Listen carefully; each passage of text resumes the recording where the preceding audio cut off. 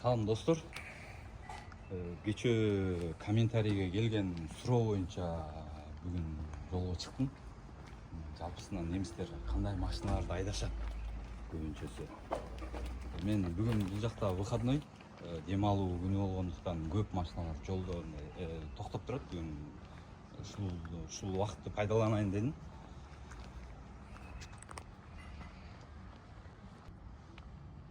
Немистер кандай машина айдашат? Немистер көбүнчөсү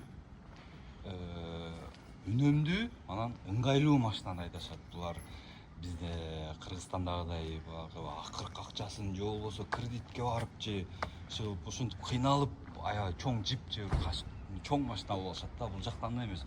Буларды колдорунан келет алганга, бирок булар үнөмдүү жагын карашат да, өзлөрүнө ыңгайлуу машинаны айдашат.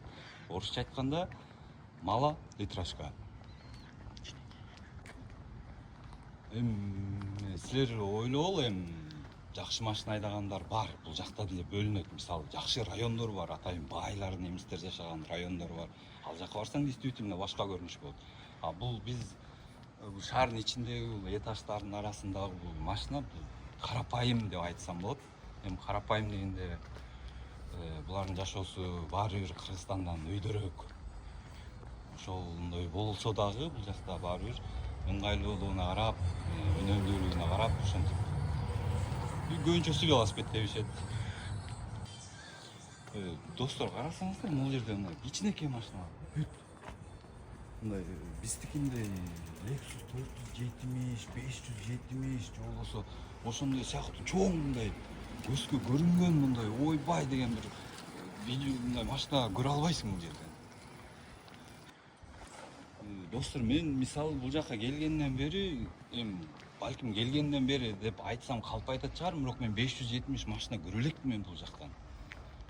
Кыргызстандан көрүп келдим, а бул жактан ал машинаны көрө элекмин. Бул жакта бүт ушундай кичинекей машиналарды айдашат. Комментарийге келген суроо боюнча бүгүн выходнойдо атайын келдим. Ушундай унаалардын тетиктерин унаа чачып, кайра жыйноо, ушул жерден керектүү унаанын тетиктерин алып калышат дагы, калганды ыргытышат.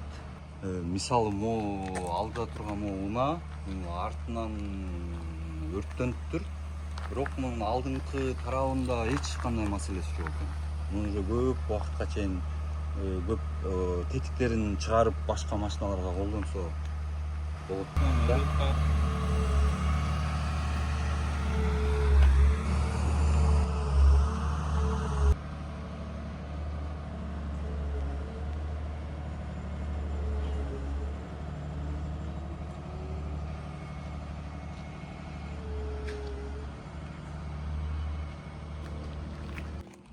Басы азыркы турган басы 200 евроға сатабыз дейт.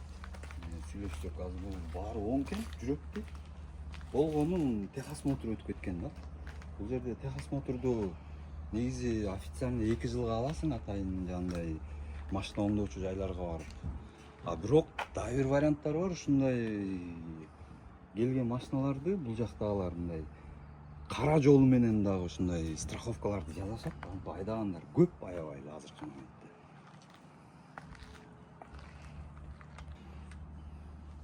Бул машинага жалпысынан 500 евро жүрүш алса, бул машинаны айдап кетсең болот экен.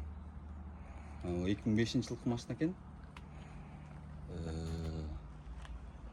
Жалпысынан ушундай. Бул жакта машина аябай көп, унаалар.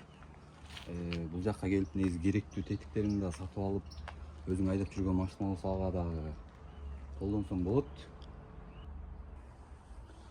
Достор, могу бир бөлүгүндө ушундай бүт баардык моторлор экен. Бул жакта машинанын түрүнүн мотору бар экен. Бул жерде атайын жакшы моторлорду чыгарып коюп, булар чет өлкөгө сатышат да. Мисалы, бизде деле байкелер бар го.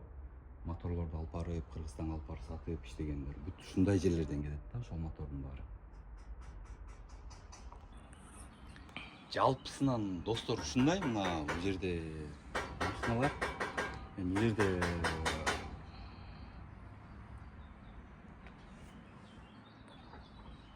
бул жерде мындай өтө эле чоң жер эмес экен бул жер. Мындан да чоң жерлер бар, ал жакка да барсак болот кийинки убакыттарда. Кол жеткен жер ушул жер болду, биринчиси. Достор, бүгүнкү видео соңуна келип жетти. Достор,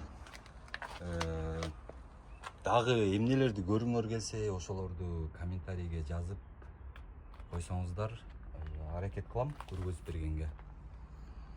Жалпысынан ошол. Сиздерге чоң рахмат. Баарыңыздарга ийгилик. Көрүшкөнчө.